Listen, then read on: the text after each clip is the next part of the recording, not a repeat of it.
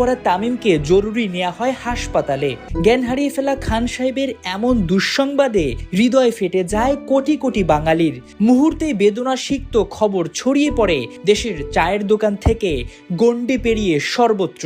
খান সাহেবের বাঁচা মরার সংগ্রাম পৌঁছে গেছে বিশ্ব ক্রিকেটে। ওপার বাংলার শাহরুখ খানের দল লিখেছে, পুরো ক্রিকেট মহল তোমার জন্য প্রার্থনা করছে, দ্রুত সুস্থ হয়ে উঠো তামিম ইকবাল।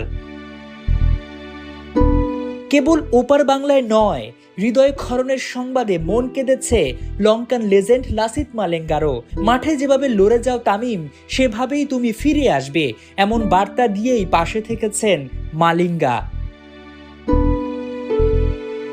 তামিমের দুঃসংবাদ ছেয়ে গেছে ভারতে খেলতে যাওয়া হামজা জামালদেরও। লাল সবুজ কাপ্তান জামাল ফেসবুকে লিখেছেন, মনোবল ধরে রাখো তামিম ভাই, আমরা তোমার